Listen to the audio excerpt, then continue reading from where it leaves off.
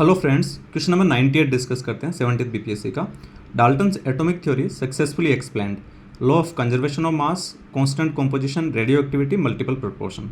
तो अगर आप इसमें देखेंगे तो रेडियो एक्टिविटी वाला थर्ड ऑप्शन इसमें रॉन्ग है, बिकॉज डाल्टन्स एटॉमिक थ्योरी का रेडियो एक्टिविटी से कोई लिंक नहीं है। अगर आपको यही पता है तो थर्ड ऑप्शन को अगर आप कैंसिल करेंगे तो पहला नहीं हो सकता है, सी नहीं हो सकता, डी नहीं हो सकता है, ओनली ऑप्शन बी बचेगा।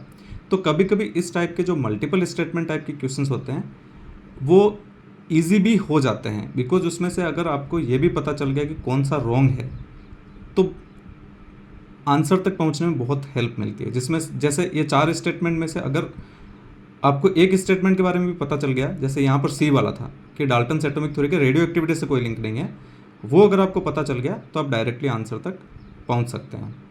तो इस टाइप के मल्टीपल क्वेश्चंस में हर स्टेटमेंट को आपको ध्यान से पढ़ना है, ऐसे क्वेश्चन से डरना नहीं है। इस टाइप के क्वेश्चंस कभी कभी इजी भी होते हैं।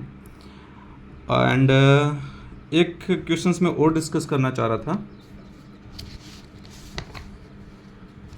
क्वेश्चन नंबर 148 है वो। ये वैसे बहुत अच्छा लॉजिक तो नहीं था, बट मैंने रिस्क लिया था और मेरा रिस्क बैठ गया था।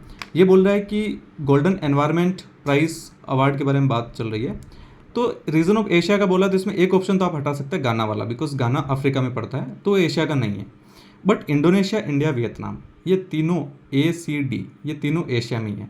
बट मैंने ये देखा कि सी वाले में इंडियन का नाम है, तो मुझे लगा कि हो सकता है कि इस ईयर कोई इंडियन ने ये प्राइज़ इंडियन को मिला होगा, इसलिए न्यूज़ में होगा, एग्जामिनर ने ये बनाया होगा।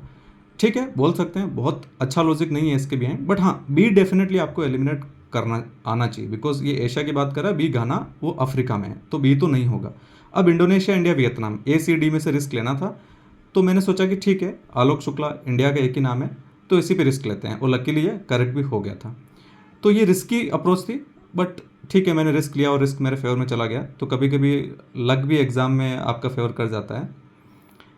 वीडियो देखने के लिए थैंक यू।